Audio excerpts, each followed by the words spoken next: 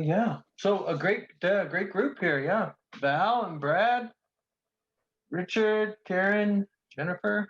Yeah, a lot of good stuff to be had. Thanks everyone for coming out. Take a few minutes out of your time or out of your days here to learn some stuff. And ultimately this is about supporting one another and supporting the industry. Darren and I talk a lot about, it's got to be, we all come from different avenues and different, we all contribute differently to the industry here. So this is a good way to come together and kind of share what everyone's thinking and learn some stuff. So this is good. Yeah, I think we'll get started. David is going to open this up here with a few words. David. Great. Thank you, sir. Thanks, Kevin. I just wanted to thank everyone for attending today's event. I think it's a really important topic that the education and events team at MPI has put together for us, and it's a great panel, so I'm looking forward to hearing from them. And 2020 is probably going to go down as the most difficult year that we've had in our industry, definitely at least in all of our lifetime. And I think that we'll be able to, in 2021, start putting it behind us and being able to tell the young whippersnappers coming up behind us what it was like that we survived 2020. There are some encouraging signs for the event industry and tourism in general. Boris Johnson in the UK this week announced that they're authorizing meetings and events up to 4,000 people or 50% of venue capacity. MPI recently in November had an in-person event in Grapevine, Texas with over 660 people in attendance, with another 600 or so online in the hybrid meetings. Anyone who had a chance to attend WEC, I think, would have experienced a really great event. I thought it was a phenomenal event, a lot of amazing content and really interesting speakers. And so, it is going to get better. The sun is going to come up again. And I think we're kind of staring down the ugly end of it right now. And it's going to get better. And it's probably going to get better quite dramatically, quite quickly. I just wanted to let you know of a few upcoming MPI events that we have. So the first one is next week, actually. It's the last Breakfast Club event of the year, December 3rd. We've got two great speakers. So Sarah Woodgate from the Weston Bayshore, Sean Antonson from the Sheraton Wall Center talking about venues. So it'll be interesting to hear from them and get their take on what 2021 is going to look like and what the recovery is going to look like for the Vancouver hotel community. And then also save the date for December 15th, which is the joint industry holiday party. So as you know, for the last 4 or 5 years, we've always done a joint party with ILEA and PCMA, and this year is no different. So save the date for December 15th, and we'll be giving you more details about what we have in store as we go forward. So thanks, Kevin, and back to you. Yeah, thanks, David. Thank you very much. And always be checking the MPI BC website too for all the latest information there. A lot of great events coming up. Welcome to those of you who have joined here in the last couple of minutes. We're just getting started here with our first speaker, Val Marling from the Anvil Center is going to kick off our speakers here. Val, whenever you're ready. Great, thank you very much, Kevin. And thank you very much for coming. Some of the things I'm going to talk about today are how we started planning when we were first notified of COVID. One of the things I'm really proud of with our team is we did an exceptional job right out of the gate. So we want you to know that safe events can take place. The best example for me was I was at TradeX with Brad Stuyba, who's speaking just after me, and we had the avian bird flu. It lasted about 3.5 months, and it was very serious. There was several deaths in the community. It was an epidemic, not a pandemic, but we ran events every single weekend with 20 to 30,000 people, and there was not a single case traced to TradeX. We also did all the town hall meetings where all of the farmers who had turkeys and chickens, hence the avian bird flu. We're at TradeX multiple times, so you can operate safely. One of the key things for me is talking to each other, and that means your working group, your industry group, your suppliers, your contractors. Everybody needs to have the same message and the same information. Spend a lot of time researching. We did massive amounts of research in the very beginning. We looked at people's personal experiences. We talked to the industry. We talked to clients. What are your expectations? What do you want from us? Some of those expectations were interesting, but it was great information to have. One of the key things is having a staff plan. It is so stressful working in this environment. As you're well aware, there's layoffs, there's worries of layoffs. People are worried about their families. So being able to address the staff concerns and being supportive towards the staff is really important. Put everything in writing that you have as well, so that it is there, that it's accessible for people. So if you have a COVID guide, put it where staff can access it. At Anvil Center, we have copies in the lunchroom. We have copies at our information kiosk. Basically, wherever the staff are, we've put the information so that they can read it. Have a designated go-to person. So someone who's an expert in the venue, in your setup, your protocols, the types of events you have, that has all of the information.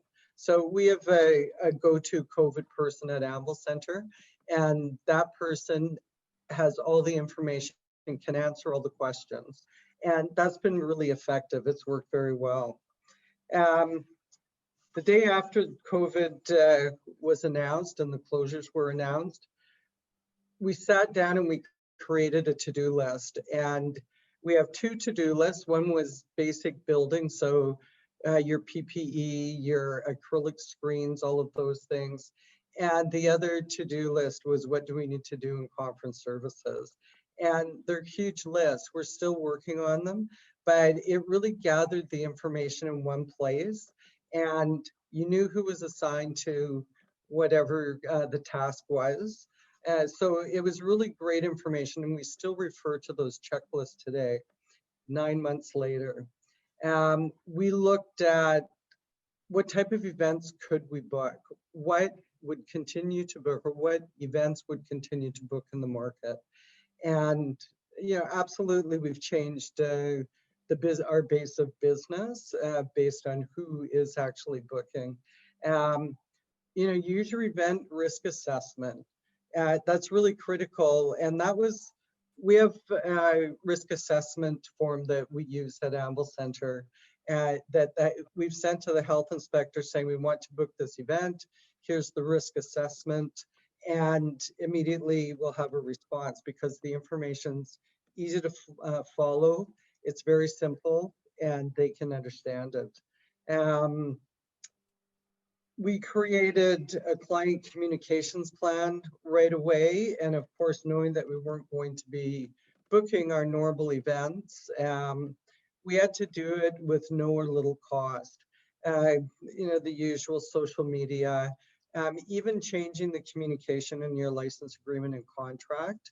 That was critical. That was something that we've had feedback from the clients on, and they appreciate the fact that we put so much detail into the contracts, as well as the sales and event teams spending a lot more time than they normally do contracting an event. I think one of the really smart things that the event team did was they immediately created floor plans for all of the spaces in the venue with different setups. So we could say to a client, yes, we can fit 20 people in this space with physically distancing.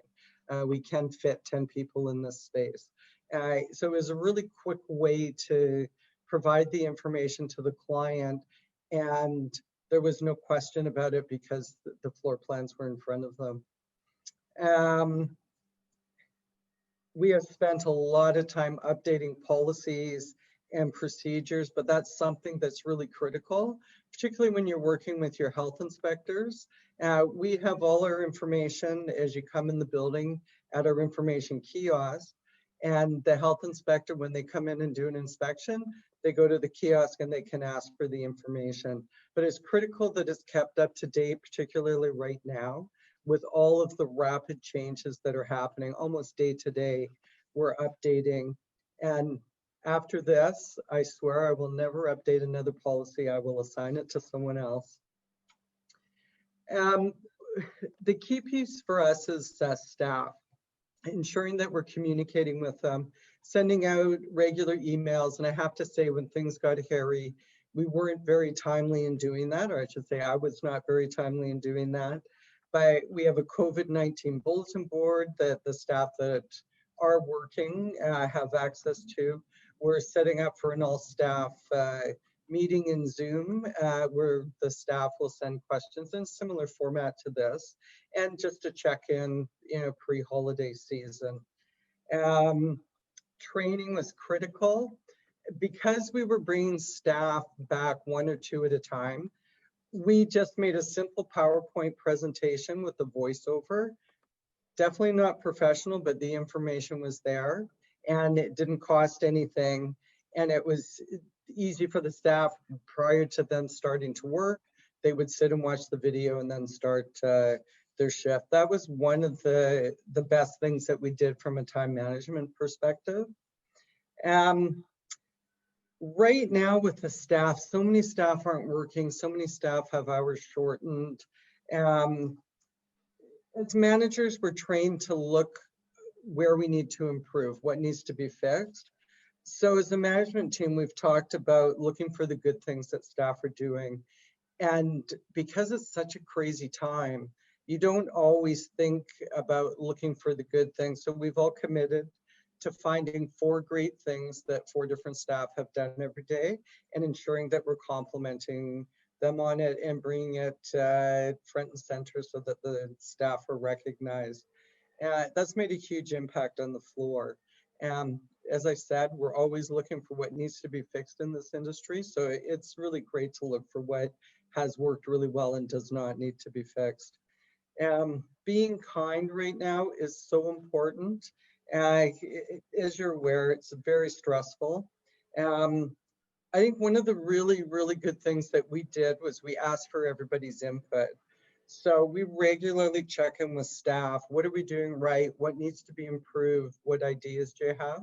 And we've been able to implement some really neat protocols or policies or things that the staff have given us. They're the ones dealing with the guests coming into the venue. They're the ones that are doing the health check forms with every single person that walks in. So they know what the experience is. They know frustrations with the guests. They know how to speed up the lines. So we've really gotten some great ideas from them. And the fact that we really value the input of the employees, you can see the impact every day in the venue. One of the things I wanted to talk about was working with your health inspectors. We're very fortunate. We have a great relationship with our health inspector, and ensuring that he has the information before he asks. We've sent him our COVID guide. We've sent him our risk assessment form, all of those pieces. Now, I know he's not going to sit down and read them, but I know if he has questions, he does refer to them. And of course, the PHOs are really challenging with Dr. Henry talking. Then the next day or the same day, everybody's scrambling to interpret the PHOs. And it's taking a week to 2 weeks for the health inspectors sometimes to determine exactly what the PHO, the intent of the PHO is. You can't always get information as quickly as you want, but one of the things we found was emailing the health inspector, putting in the subject line of the email, this is detrimental to our business, this is an emergency, we need a response. For example, with the last PHO, there wasn't, for us, clear language around theaters, and we of course have a professional theater on site. And we had 2 performances over the weekend, and we really didn't know if we could go ahead with the performances or not, simply emailed the health inspector just stating emergency question. He did get back to us Saturday morning, and about 12 hours, 14 hours later, but he did know he had to get back to us. So that's worked well for us. Keeping them in the loop, or keeping him or her in the loop, really shows that we do care what they think, and we do want to work with them. Be concise, be frank when you communicate with them. And, I email with the health inspector about once a month, just with a brief bullet point. These are the events that are coming up. This is the attendance. These are the number of people. If there's catering, if there's liquor service. And he doesn't come check. He knows that the information that we're providing him is accurate, and that he can refer to that and know exactly what's happening in the venue. As I said, be proactive. Send your health inspector your risk assessment, your COVID-19 protocols, so that they have that on site. And we know they're not going to sit down and read them front to back, but they will refer to them. We're definitely in very challenging times. In my 30 years in the industry, this is by far the most challenging. I think now is the time to work effectively together and share knowledge and ideas. As an industry, we really need to come together and share our knowledge and our information and what we're all doing. It doesn't matter if you're a venue, if you're a show producer, if you're a contractor or a supplier. We all need to come together and share our information and knowledge, and show the province that we actually do know what we're doing. I think we need to communicate a lot more than we have been. We all get busy, we all get bogged down. We don't have the number of staff we usually do, and it's really challenging to get through the days sometimes. But we have to make a point, at least weekly, of communicating with people. And I've made a point of every other week contacting someone I don't know. I may have heard of them, I have never been introduced to them, just to ask them what they're doing with COVID, to try and develop a relationship so we can get more communication going back and forth. Again, the constant updating, and I'm sure you're all as tired of it as I am, but it has to be kept up to date. We can't change that. We need to be prepared for when the health inspectors or any other inspectors come on site.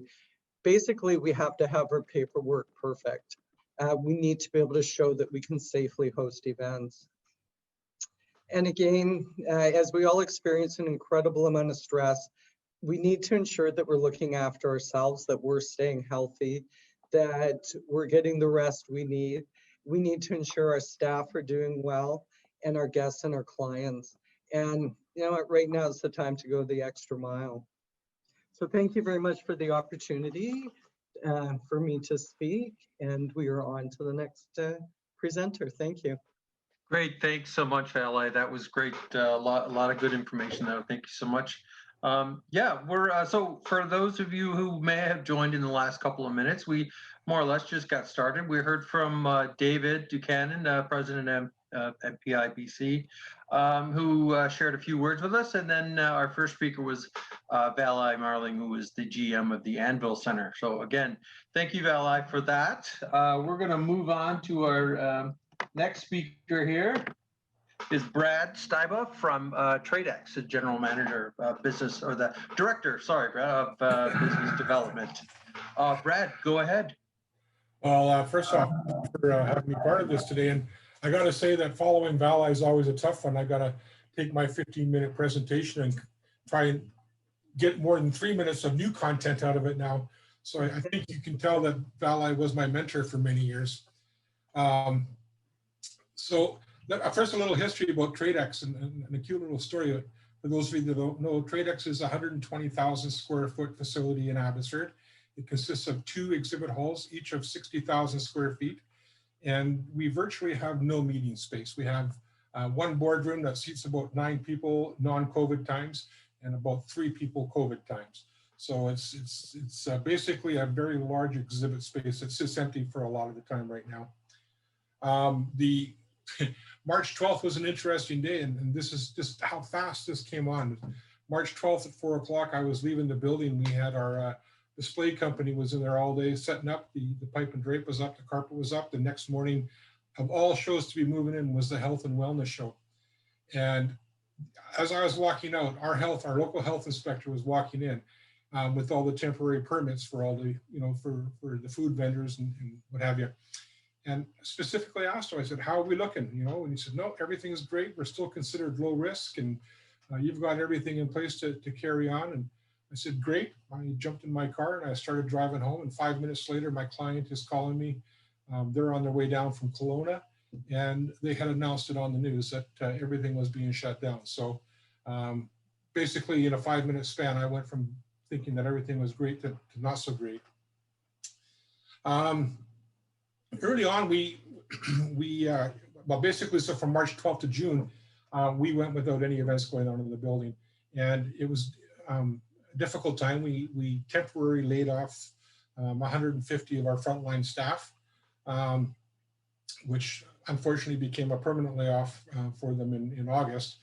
And I know Val, I talked about the importance of how you treat your staff. And our biggest concern right now is trying to get those staff to come back. We had to create a way that we thought that if we laid these people off, how are we going to get them to come back? We had no idea how long this was going to be. So we created, when they got laid off, they got their severance and everything. But we've also created a bonus for them, a signing bonus, should they come back when this is all over. And so sort of an enticement for them to come back to TradeX, because that's years of experienced people that we've had to lose, because of this. So that's, one thing we did. As far as events go, when they said we could start doing events of 50, the first one out of the gate was our hot tub shows that we'd been doing for years. They used to come into the building a couple times a year, and they would take about 20,000 square feet, put a bunch of hot tubs out, and if we ever had 30 people in the building, that was a really good day for them. Over the 3 days, you get 300, 400 people come through the facility. So we felt that was going to be a very easy first event for us. And I got to say, from opening the doors on the Friday till the close of the doors on Sunday, we had 50 people in the building consistently, as well as probably that many people in a lineup outside trying to get in. They had record sales in hot tubs. They sold almost 100 hot tubs compared to their 30, 35 normal. And people were just coming out in hordes to buy a hot tub because they weren't traveling anywhere anymore. They're staying home. They were updating their their yards and what have you. So that worked out very well. Drive-in movies, drive-through events. We've done a couple of both. The drive-in movies didn't work out all that great. Even though they were a free event, people for some reason just didn't want to sit in their car to watch a movie still. But the drive-through events have been very successful for us. We just did the last one we did was on Halloween. We partnered with a number of the City of Abbotsford, the police, fire, community services, and a number of others. We had over 1,300 cars drive through in a 5-hour span. And for us, it was a lot of fun. We didn't expect that. But we quickly turned part of our parking lot into what looked like a ferry terminal with 6 different lines of traffic lining up to get through the event. And that went very well. So the the drive-through events have done extremely well for us. We've basically changed a lot of stuff that we look at. Like I said, we don't have any meeting space, but we've partnered with the company MS Productions, and we've created a 3,700 square foot studio that a number of our clients have used, and we're starting to get new clients, and they have the ability to come in and do their full production for virtual or hybrid events. We can quickly, and we actually had planned, and we had a couple of bookings for banquets for 50 people or less, corporate dinners and that kind of stuff, which have now obviously been canceled. So we created a small space within our building to, sort of change our entire focus of business, because we know we're not going to get, we're not going to fill 120,000 square feet of space right now. Val, I mentioned the avian flu. Ironically, I've been dealing with Canadian Food Inspection Agency the last 3 weeks. And for those of you that don't know, the avian flu is a cyclical type event. They expected it to hit last year. It didn't. They're a little panicked now that it's going to be coming this year. So, of course, why not throw it into 2020 with everything else that's gone sour for us, right? Working with Fraser Health has been, in the very beginning, it was a little bit challenging. You'd get different answers from different health officers, and it started off around the capacity of 50 people. Some health officers were saying it's 50 including staff. Some were saying it's 50 not including staff, and it sort of changed. Whoever you talked to kind of gave a different answer, but credit to them too. It was kind of new to all of us what was going on. Lately, the response that we're getting from Fraser Health for us has been fabulous. They're quick to respond. We're not required to let them know what events that we're doing, but we've taken the step that we want them to know what we're doing, and we're provided them with the the guidelines for every event. We provide the contact tracing, how that's going to be done. We provide our sanitization plan. We provide floor plans, for the event, should there be one. And like Val, I said, we also created multiple floor plans that would accommodate safe social distancing, for a variety of events in the facility. I saw a comment came up, somebody made a comment about collaborate, and that's one big thing that is so true, at least for us, is that my word of the year does start with C, and it's not COVID, it is collaboration. Work with everybody. The information that you can get from who may be your competitors, they're not your competitors, they're your resources right now. They're full of information, they have ideas. And working together, we'll get through this. It's been difficult. What else I got here? Yeah, we've again changed our business plan. We've sort of taken the look at, we're not going to be promoting events where we bring people in other than we're bringing stuff in. So we're looking at opportunities for it could be storage, it could be, we had a warehouse, we were a warehouse for 3 months. Anything we can to keep the revenues flowing. TradeX is owned by the city of Abbotsford, and it's managed by Tourism Abbotsford. We get no funding from any level of government to run the facility. So our resources are basically from the revenue from the events, and tourism is the hotel tax. And obviously both of those have taken a significant hit this year. So we have to do whatever we can to continue trying to get something, through the building. And the other big thing too was to try and stay relevant within the community, to keep TradeX in light of everybody. We want people to remember TradeX. We also want them to believe that, hey, when we start going back to work and we start having more events, we have people will say, oh, well, TradeX has been doing stuff this whole time and they've had no issues. And so they're going to feel a lot more comfortable coming into the facility. So yeah, that's, like I say, thanks, Vali. Vali is the one that actually got me into this industry. So.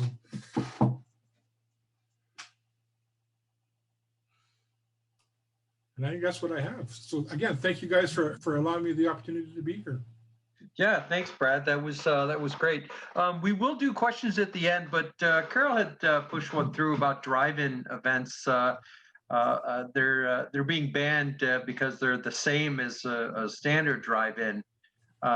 So how are you approaching that in the region? Are we letting that go now, or? No, well, currently they're all banned. Drive-in, drive-through, everything is, until December 8th anyways.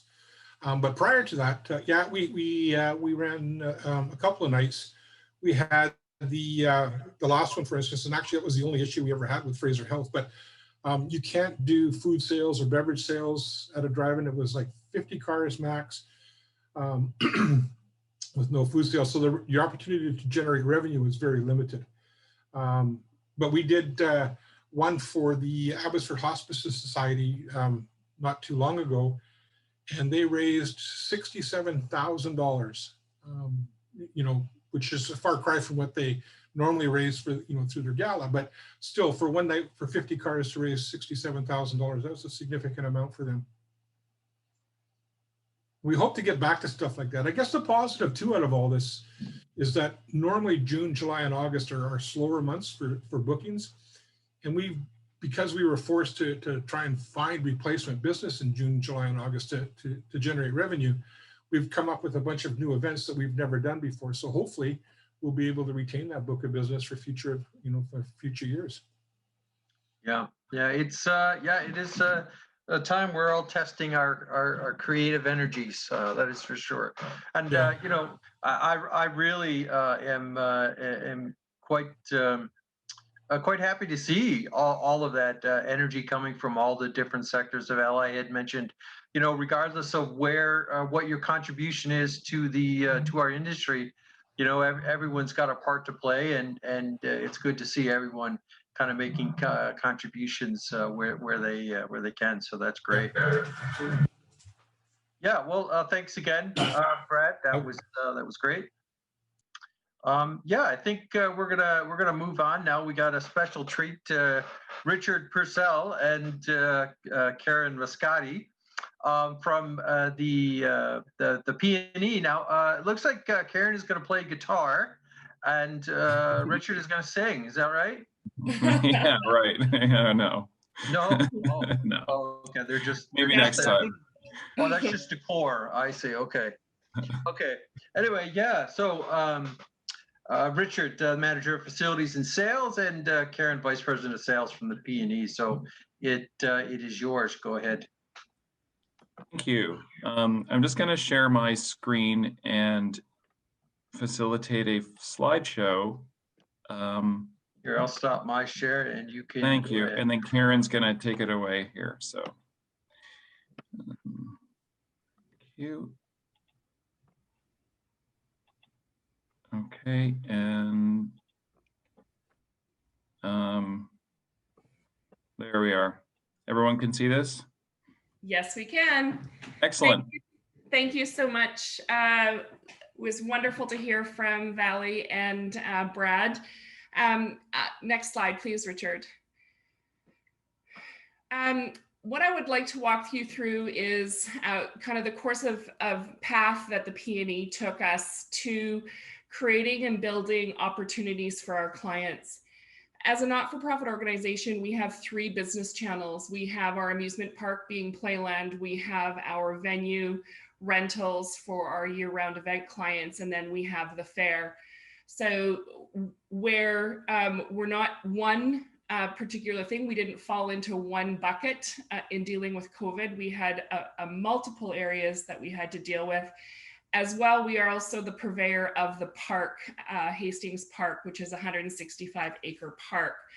So when we actually started dealing with COVID back in February, when we put our steering committee together, because it was becoming more and more of a challenge in being able to forecast what was going to be happening into the future. So when the March 13th order came down on mass gatherings, we immediately deployed a work from home strategy for all of our staff.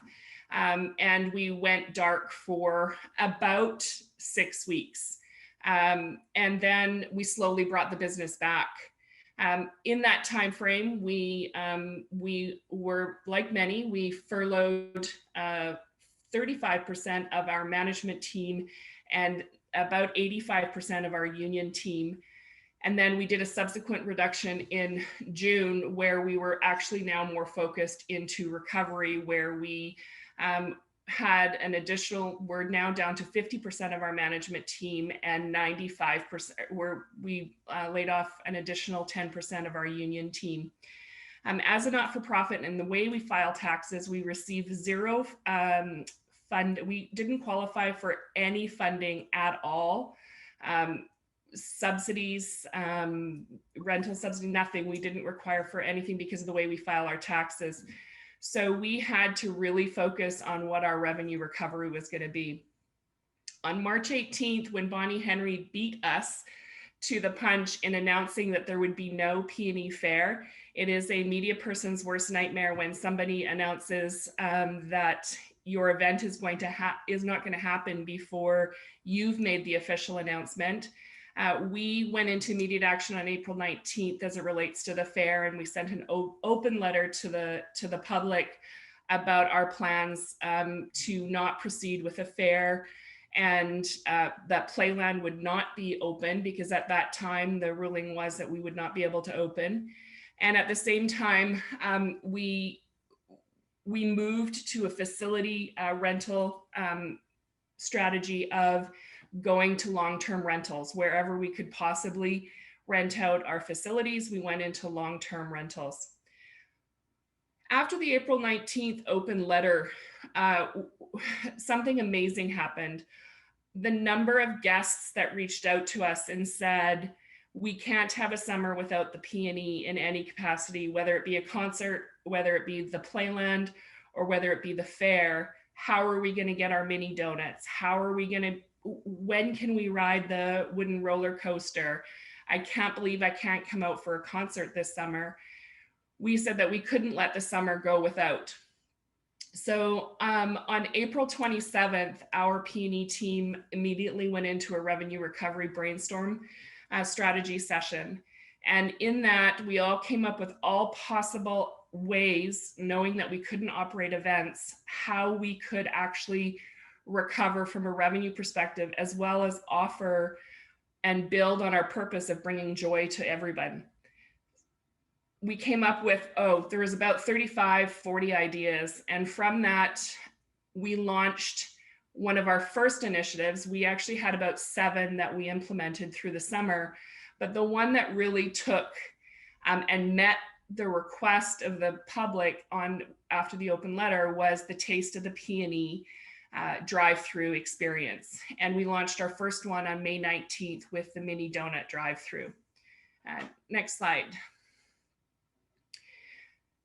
When we were going through the revenue recovery brainstorm, we really wanted to hone in on our strategy and making sure that we didn't do anything that was off-brand and off-purpose.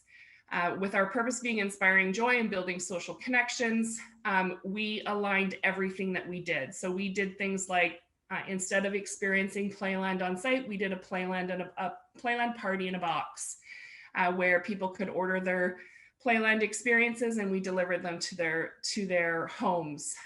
We started to develop the taste of the P&E and a whole series of the micro events, etc. We wanted to make sure that we stayed top of mind with our clients, and we maintained a sense of relevancy. So we shared all of our learnings along the way with them. We kept them regularly updated on what the state of the industry was and where we felt the industry was going. And we ensured that in everything that we did, we delivered memorable experiences each and every time. And if there was one time that our team lived our values, it was 100% through this past summer. Richard, can you bring the next slide up?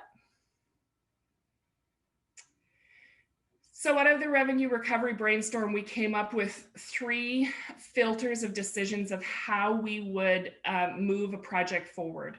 The first and foremost, it had to provide a basis for revenue recovery. With no funding coming in, we received no operational funding or subsidies through the years. We are 100% sustainable. We had to come up with what those revenue recovery options were going to be. But at the same time, we couldn't take a lot of large risks. We had 0 capital to invest in any new programming. We had to make sure it was that things could easily change over. that there was opportunity for volume in everything that we did, because if, as with events, one day on an event doesn't always cover your costs. It's the multiple days that we had to do.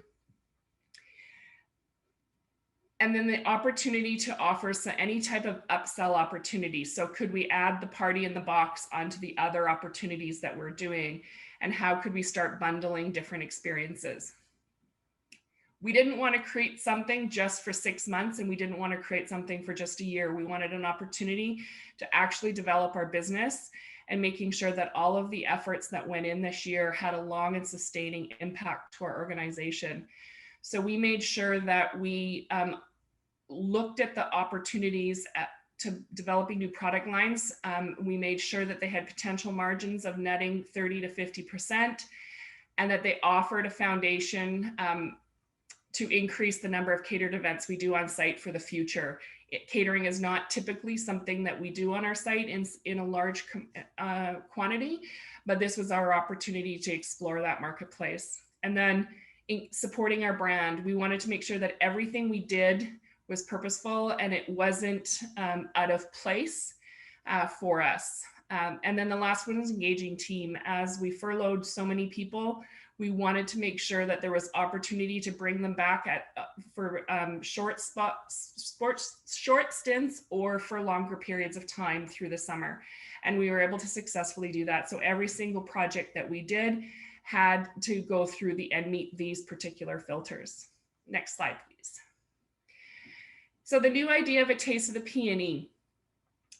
We had so much fun developing this, coming from the open, with the feedback from the open letter. Everybody wanted the mini donuts, what was going to happen with the barbecue, what was going to happen with the wooden roller coaster. So we decided to go with the concept of a taste of the Peony. We put it under one umbrella of a brand because we didn't want to have to recreate each and every time. So we developed the brand of a taste of the Peony, and we aligned all of our drive-throughs to that. It was about giving a snippet of the normal Peony experience through the summer to make sure that people got that iconic moment, whether it even be in small bits and bites.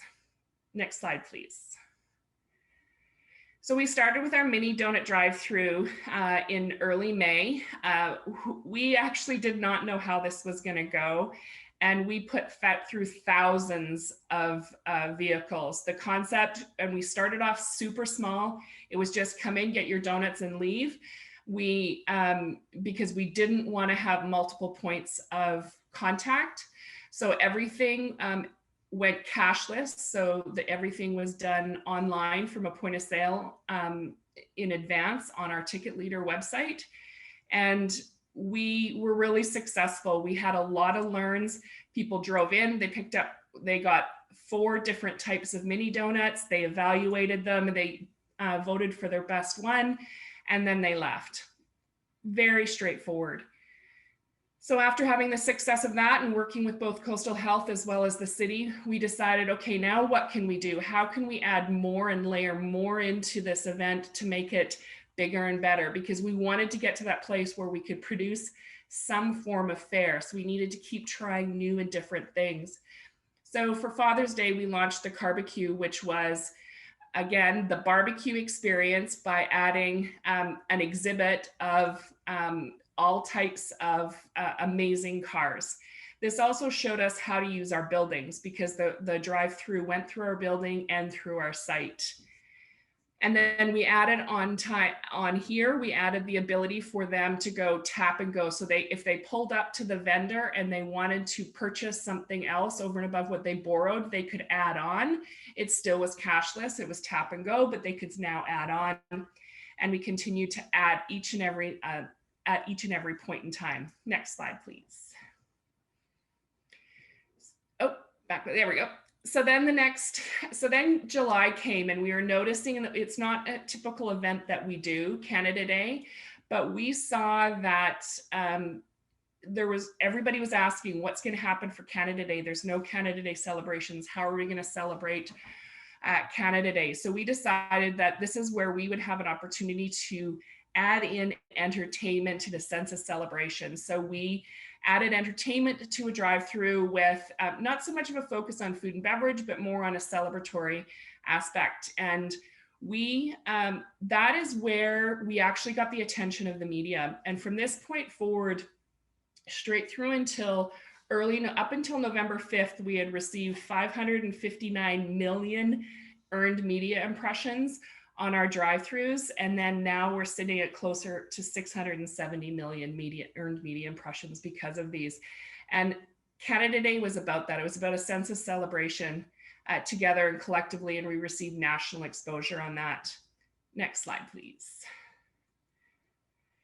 Then came the BC Day. So BC Day, what we wanted to do here, we had two priorities. We had number one, we needed to service our adult beverage partners and starting to have some form of adult beverage sales. So we added the opportunity for people going through the barbecue to purchase a 6-pack or a bottle of wine to go with their barbecue. And then at the same time, we wanted to now test out the waters of the ability to have a choice of a drive-through experience or an on-site experience for 50 people. So what we did is we had the normal drive-through, people could buy the drive-through experience, or they could sign up for the on-site experience where it was 50 people in our garden, in the center ground area. We had the dueling pianos. We had picnic tables that were really spaced apart. We had table service for all of the beer sales. And then we had a dedicated food truck. We couldn't cross over the experiences between on-site and drive-through. So we had a separate set of food trucks cater this particular area. Next slide, please. And then came the beloved fair. And we knew that we couldn't go through a summer without Super Dogs. So we did a Super Dog mini drive-in. And this was the first time we allowed our cars to stay stationary for any particular period of time. Up until that point, Coastal Health was not keen on cars spending any period of time on the site. But they allowed it here, but on the condition we didn't have any food in that particular area. So one of the things that we did is we really learned through the previous ones about figuring out how to queue people through and maximize the number of people in the throughput. So starting off with having designated time slots, 30-minute intervals, and allowing people to sign up for their 30-minute interval. They come in, they're ferry queued in like ferry lines in the first section, and then they go into another section, and then they went into the amphitheater. So we could only have 50 cars in any one area of our 165 acres. So we strategically laid out the footprint so that we could map out those 50 cars and how to maximize the throughput. Started off with the Super Dogs that went into the Discovery Farm area, that went through our center grounds that had a really fun, it's a reverse parade that followed through the Dinosaur Alley through our prize home. One of the things that is critically important to the P&E is the P&E Prize Home Lottery. And we exceeded our normal sales this year with the prize home by $800,000 because of the sense of hope that the prize home brings to the community. And as our license is dependent on a fair, so we were able to sell tickets where people drove by and it was a tap and go purchase. And so they drove past the prize home and then went into the food area. Next slide, please. The last two events that we did there was so much going on in the end of August, the beginning of September about no Halloween. How are we going to do trick or treat? So and at the same time, we were determining how we were going to do Fright Nights in Playland, which because we could not go indoors with the haunted houses, we turned into Sleighland. We took the haunted houses out, and then we turned the other half of Playland and into the amphitheater into our tricks or treats drive-through, where you purchased a ticket to come through, and that ticket included a bag where you were guaranteed 7 or 8 of the normal items: candy apples, cotton candy, mini donuts, etc. And then all of our partners came on and did the other trick-or-treat stations, where I believe we had 15 other trick-or-treat stations where the partners were giving out different normal trick-or-treat items for the kids. The cars came fully dressed. The parents, the kids were all decorated in their costumes. It was a lot of fun. Then the next and upcoming event is Winter Lights, which is currently slated to start on December 11th. And with the current restrictions, it is really unfortunate because up until now, drive-throughs have not been lumped into the mass gathering order. The feedback that we've been given from the Public Health Office is that their purpose right now is to keep people at home and in their groups so that that the numbers can go down. Their hopes is that by December 7th, that they can start making exceptions to that and providing us with the opportunity to do the safe winter experiences. Nothing that we've done along the way has been done on our own.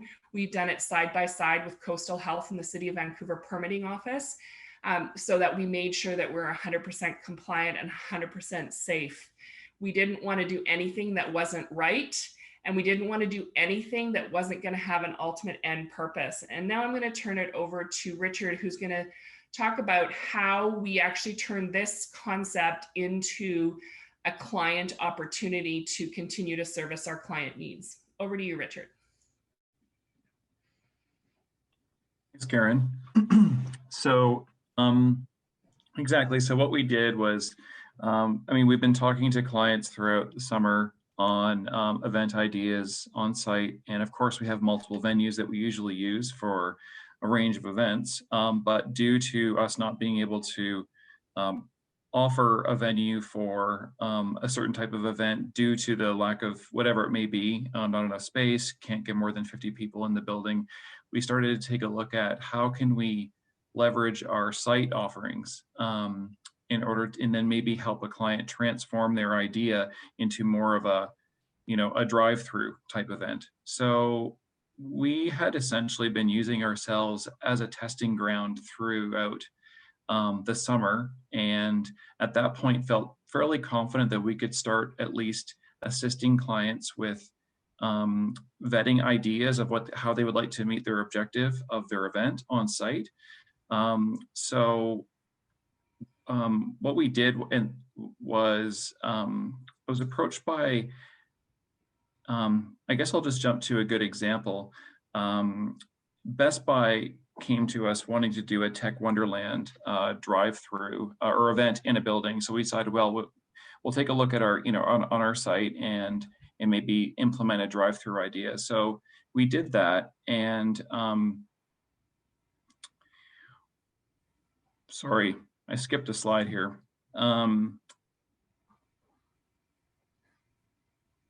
Sorry, guys. So what we needed to do was make sure that if we're going to work with a client, with this client particularly, for them to be able to have an event, we had to look at, multiple routing options based on maybe the scope of the activation of what they're looking for, and definitely assist closely in the development of the throughput strategies, which is such an essential part of the drive-through, is to ensure that you're not having bottlenecks. And that the food truck locations gel well with the rest of the flow of the event. And also just ensure that our special exhibits and entertainment areas and brand activations are all safely implemented, and that we can service it, of course, and that they adhere to safety protocols. And then the other thing that's really critical is contact tracing requirement. So all attendees in their cars that would come on site would require buying or reserving their ticket through Ticket Leader, our department, in order to reserve a time slot, which really assisted with the throughput strategy, and then also making sure that we captured the contact tracing information. So, sorry, I'll jump back again to the example that we worked on with a client, it was for Best Buy doing a tech wonderland where they came up with a site plan that we worked together with them on. It's to have a throughput of cars to experience holiday type themes. So there was light boxes that were specially designed for that had content from the Woodward's windows, which used to be in the old Woodward store that Canada Place has on display at times. So those were placed into these amazingly built boxes throughout one of our lanes, where between that and also that content, and then Best Buy had obviously some tech gear stuff and holiday shopping type content, all through like a lane of lights, as you can see in this photo. And then this is just a bit of so what we would do is construct this, work with the client to make this like a plan. So, just to make sure that, and this is a good example of a kind of a rough idea of what's submitted as well to Coastal Health and the City of Vancouver to say, here's our plan. And then of course, we have, lots of conversation on the different points, mostly to do with where food and beverage is located, where all the other features are, and also thinking of, we have to make sure that our entrances have staging areas. So the gates are adjacent to lots. So we can, stage cars if we have a surge of attendees, and just to make sure no one gets out of their cars. So it's quite an art to get that flow perfected. So we were able to, so Best Buy set up a fantastic looking event, and we're able to operate for a day where they had a friends and family event on Thursday. So last Thursday, every day is like a week these days, right? So it's like last Thursday, they were able to open and do a run through, and it went really well. And they were unfortunately notified the next morning that, it was right when the new enforced regulations were recommunicated to us, that they were having to just temporarily pause on their operation. So that event, they then transformed that into a corporate, like an on-site filming type thing where they could just take a look at anyways, it wasn't open to the public anymore. So currently that's not going to be happening, unfortunately. So I just wanted to also touch on some of the, and then so they had some activation set up, like in this photo here, where, of course, nobody leaves their vehicles. Cars can be staged very temporarily, of course, with no food and beverage in that specific area where they can look at displays. Very good idea. A video game display here, and they had a little film as well. And then, of course, a photo with Santa opportunity. And then, of course, mini donuts. Here's our fair. The flavor of our festive park is always finding its way into the events, right? Where it's just, that's the nice thing about our grounds too, is there's that familiar, it's a familiar place, and it certainly has a nice ambiance. So I feel like the team has really been able to take an event format that works, and that we can carry forward with it into the future for whenever we need to do something on site. And it can certainly be even further developed. It can be scaled up, scaled down. For example, it's not always this is a fairly large scale drive-through event, not quite like our P&E produced events, but a fairly good footprint.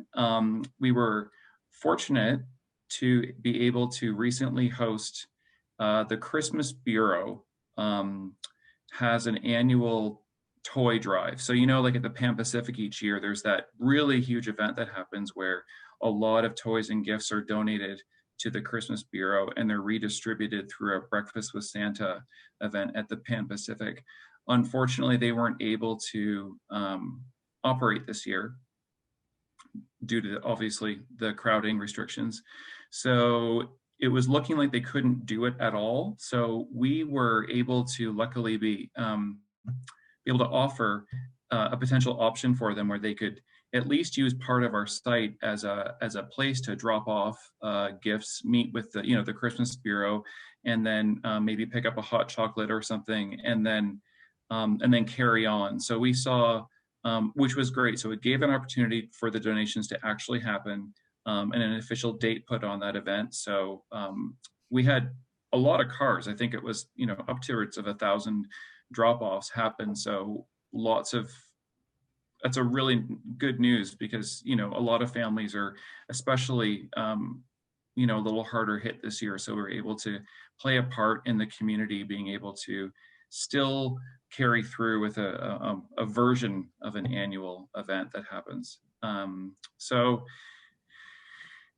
I guess just to wrap it up, it's just again, this has been quite an experience for us to really look at how can we take our events that we produce and then transform it and offer ourselves as a service, really, as a venue, and then also a supporting staff to help make someone's vision come to life. And so we really were able to draw from some great experience on site from our events, and we're very happy that we're able to basically package this now as a very viable on-site, fully tested opportunity.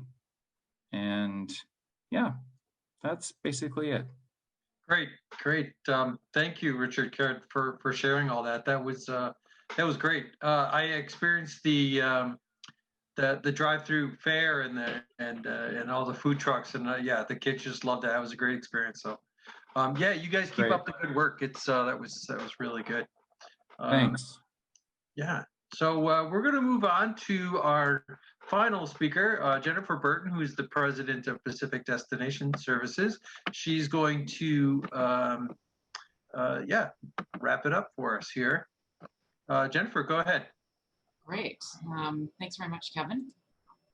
And thank you to MPI's BC chapter for including me today. I just want to echo something that Val said at the top of the hour, which is just that sharing learnings and information is so important, especially now. And I really appreciate the chance to be a part of that today.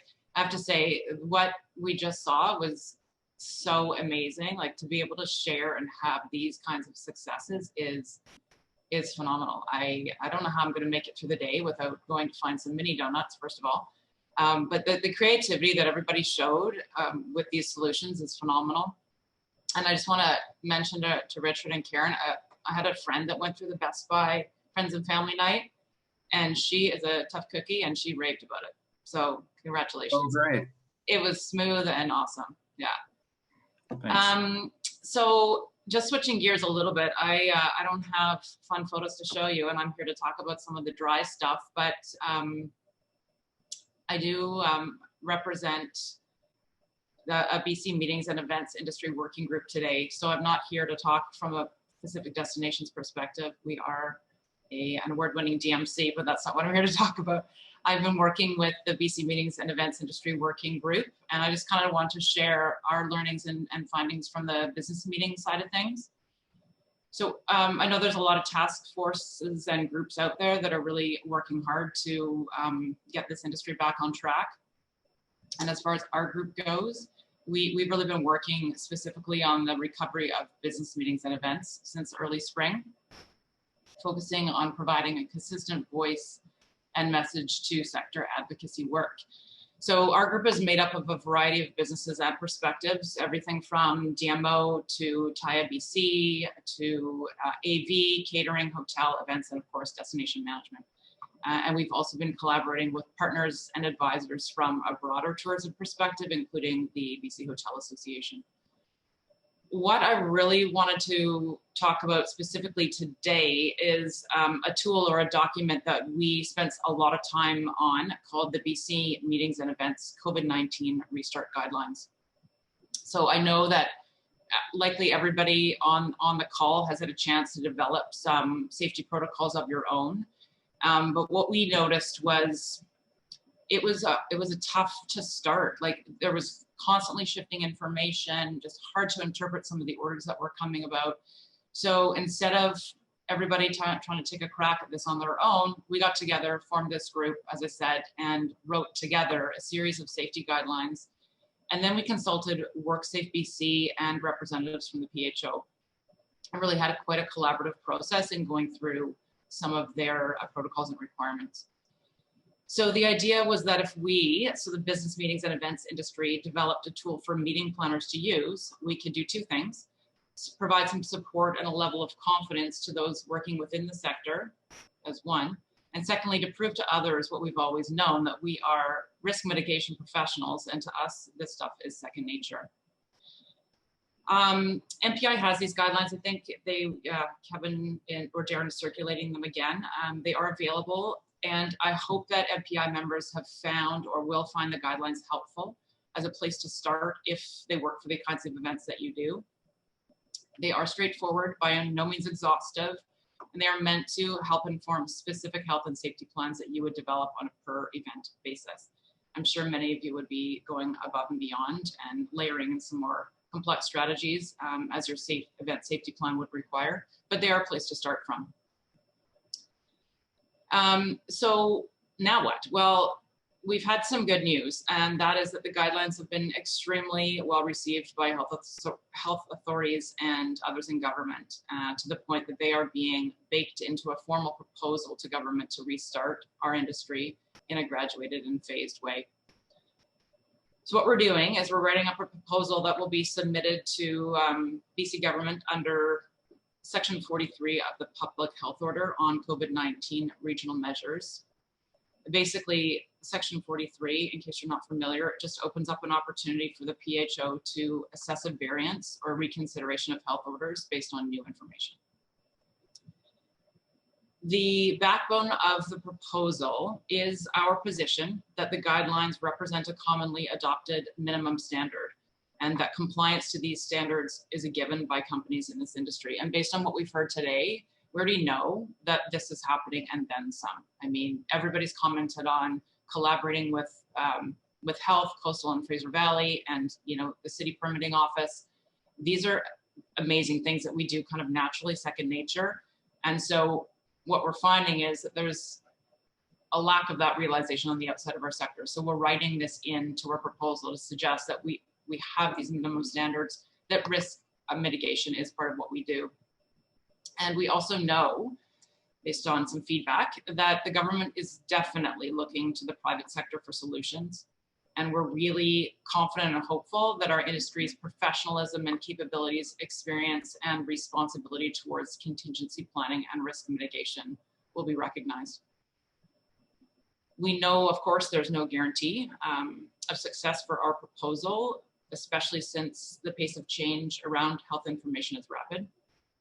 But we're certainly confident that our rationale is solid and that our proposal addresses a balance of protecting health and safety with economic recovery. So a couple of key points in our proposal that I'll share with you are, they're high level, but point number one, our industry can deliver safe and responsible in-person meetings and events for over 50 people with mitigation strategies that will achieve low or zero transmission objectives of the PHO. We know we can do it, we've done it before. Our industry delivers meetings and events in tightly managed, controlled environments, governed by adherence to our industry guidelines and in collaboration with provincial and local health authorities. And this is something that Kieran and Richard touched on. It's really important. If business meetings and events can restart in a meaningful way, we can be a solution to the reopening of larger events, conventions, as well as the overall tourism economy, and support our other local small businesses. The timing of our proposal submission is critical, especially given the recent provincial election. And we do have a direct line to and relationship with the provincial government alongside advisors who are helping us formulate our timeline and our approach. Currently, we're just doing a final edit based on some recent feedback and advice. So we are almost there, and that's really good news.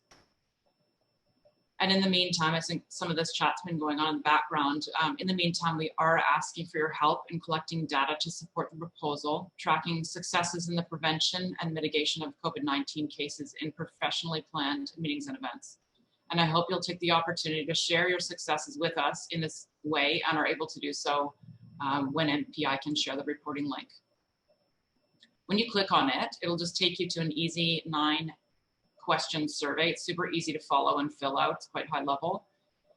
And what we're hoping for is the ability to collect some broader data to supplement the case studies and examples that are already included in our proposal.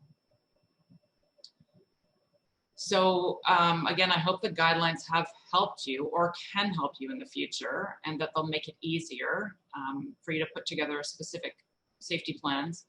And more importantly, that they can be a tool to get us all back to doing what we love. I'd certainly be happy to answer any questions specific to the guidelines you might have either now or anytime after this meeting, as I've been a part of helping write them with Stephen. In closing, I just want to say we know we're a strong industry filled with dedicated and passionate people who come together to make great things happen and solve problems. I mean, if we haven't seen incredible evidence of that today, I don't know, but it's remarkable what we can pull off as an industry. And I echo what's been said before on today's call, and I really do firmly believe it is organizations like MPI who will have a significant part to play as we emerge on the other side of this. Education, communication, sharing insights and learnings is foundational to not only recovery, but the opportunity to be a stronger community, network, and industry on the other side of this. That's it. I just wanted to keep this super brief, and I wanted to be able to open things back up to some Q&A and some panel discussion. Great, thank you, Jennifer. That was very good. I don't consider information like that dry myself, but thanks for saying that. Information that you really that we all need and can use and are encouraged by. So yeah. So thank you very much again, Jennifer, and to all our speakers today. A lot of great information packed into a short amount of time, but again, all very useful. We're going to hear from David one more time. David, did you have any closing comments? Yeah, I just wanted to thank our speakers for the great presentations, that they were excellent, and also to the education events team at MPI-BC for organizing this event. I think it was a really important session to hear about what's going on and how we can safely get back to business. I would encourage everyone on the call to go to our website, MPI-BC, and download the Safe Restart guides. Please take a look at them, read them. A lot of work has gone into it. And if you agree with what's in that document, we'd ask that you please endorse it. So there's a link right below there as well where you can click on it on the website to endorse those, to add your name to the growing voice of people to demonstrate that we can do safe in-person events, which is going to be critical for the recovery of our industry. Just a quick reminder, one last time, we've got an event next week, Breakfast Club. So that is a free event to attend. There's details on our chapter website, so you can go and get the link there to download and attend for free. And the Joint Industry Holiday Party, save the date for December 15th. More details coming. Thanks. Great, thanks, David. So what we'll do now is we'll open it to a little Q&A. If you could use the participants panel and use the raise the hand icon if you have any questions, and I'll just go ahead and call on you and we'll go from there. So yeah, questions for any of the speakers?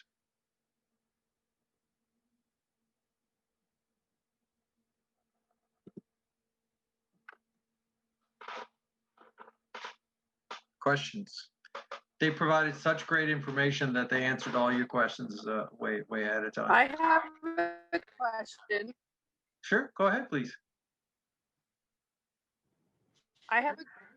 It's Heidi Turn hearing quite a bit lately as we sort of prepare to, come out of lockdown, go back into lockdown, open up, close up, all, the sort of roller coaster.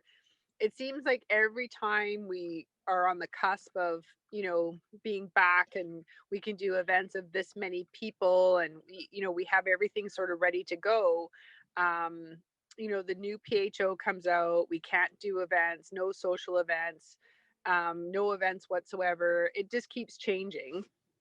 And so now that it's very clear that the social events are the issue, what we're finding is that all events are canceling, and a lot of that could maybe have to do with the fact that even corporations don't want to have in-person meetings because they don't want their staff to get sick or whatever the case is.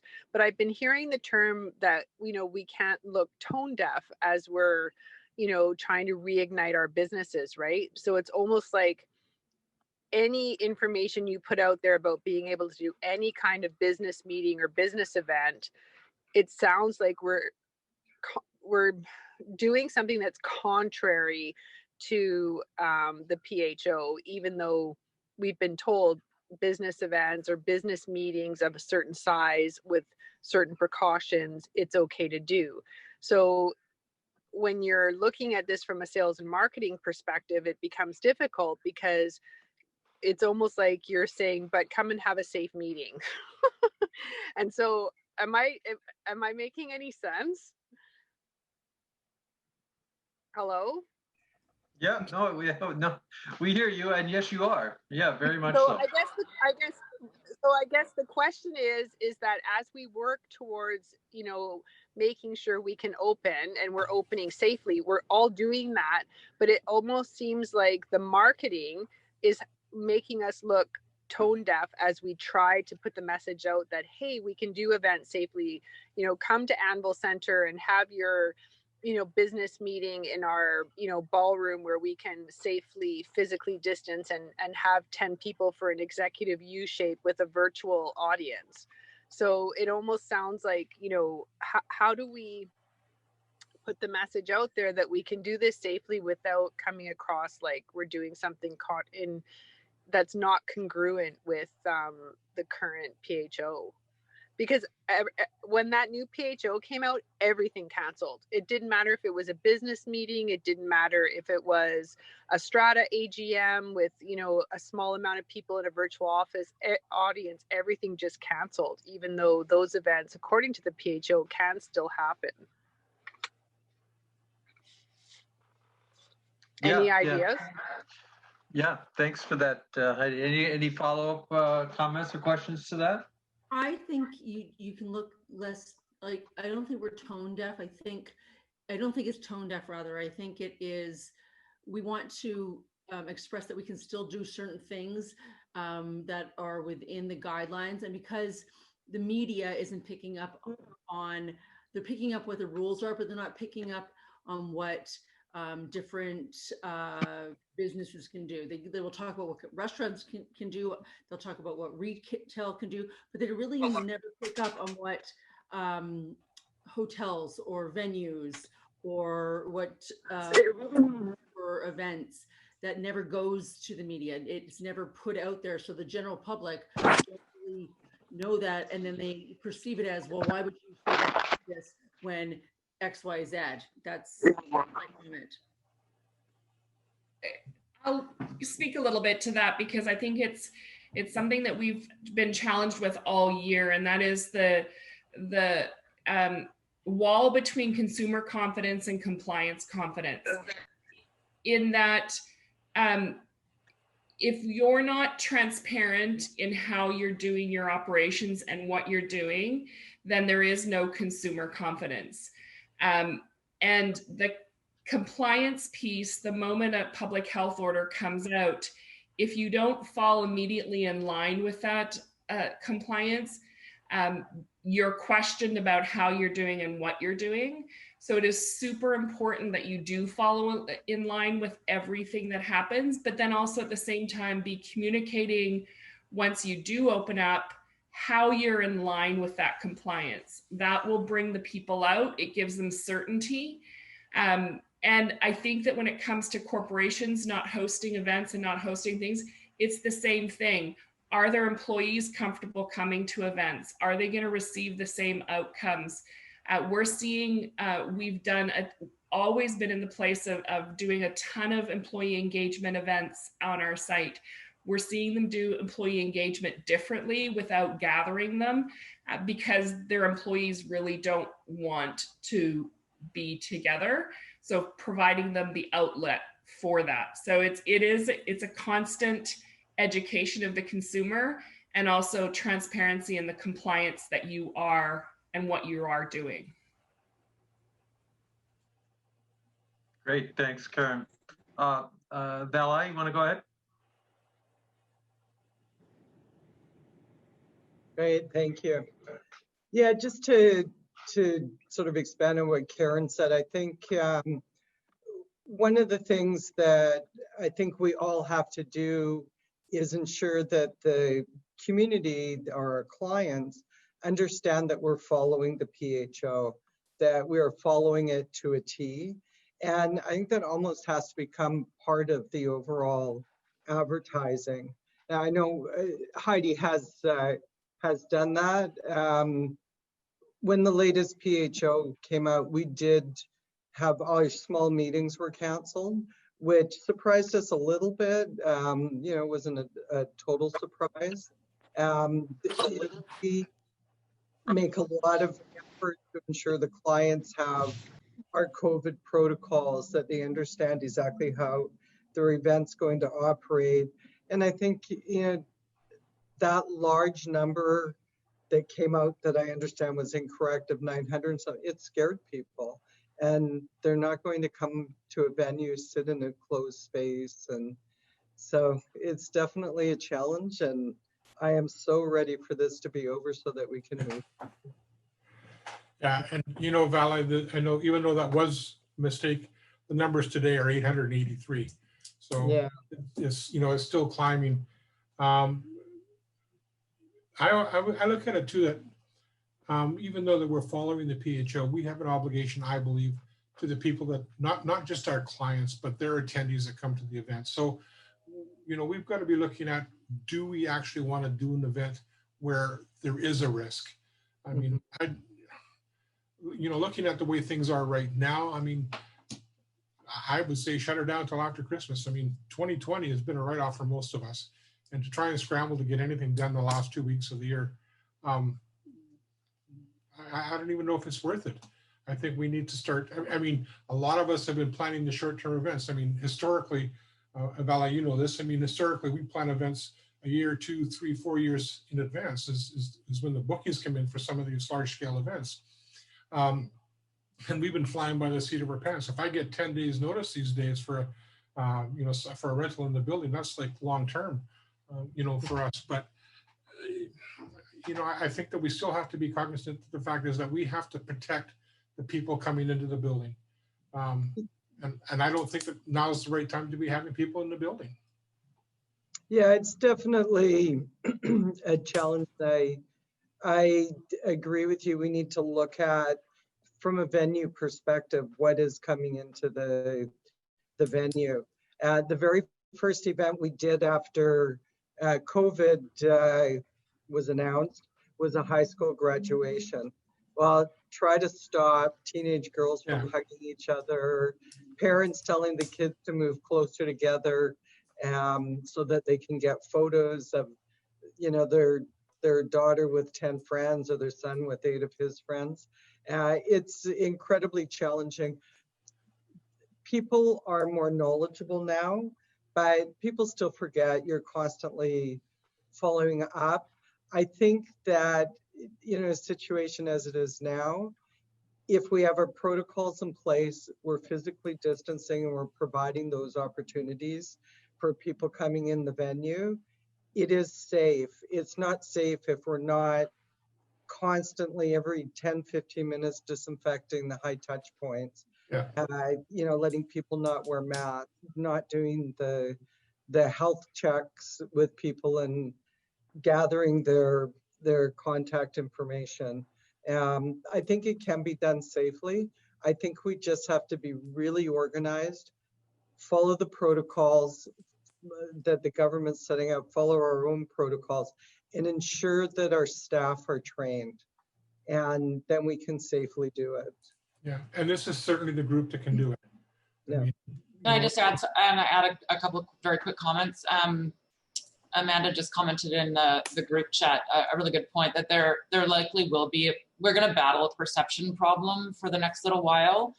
But in terms of Heidi's original point around sales and marketing, you know, the health and safety, the compliance, the plans, that transparency that Karen's mentioned a few times, I think is key. And if we rely on that, we know that in the long term, we will be okay and we'll be ahead of the game because we're communicating in a consistent, compliant, safe, confident way around what can be done, because we know that we can do it. Now, we can't control how people react.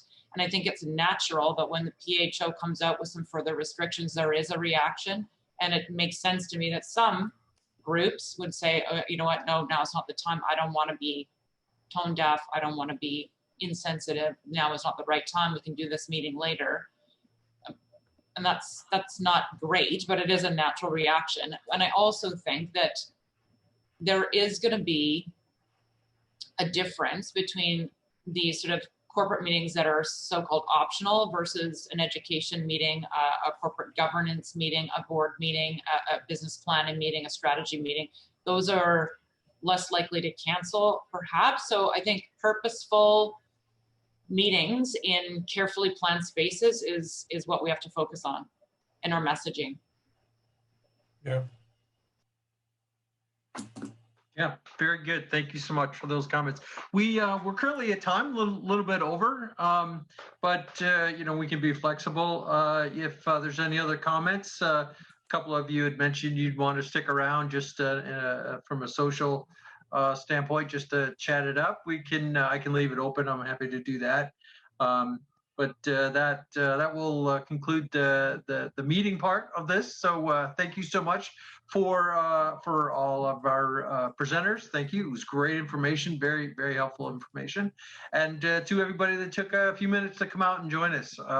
It was really good. This means a lot. You know, just showing up means a lot. Just to see the different faces and some of the very familiar faces that we see. It's very good to experience this. So thank you so much. Yeah, and everybody else, enjoy the rest of your day. And there's any Americans amongst us, happy Thanksgiving. Thanksgiving. Thank you so much. And Okay. hey, a shout out to you, Kevin. Kevin. Big shout out to you and to Darren behind the scenes for all your work in putting Thank this you. together. So thank you. And you know what? This isn't shameful advertising. My shaver cut out halfway through trimming. I had to wear it to cover it up. It's shameful. Sorry. Nice. That's very nice, Mark. Thanks. Thank you for that, Mark. Thanks, everybody. Thank you. Thank you, everyone.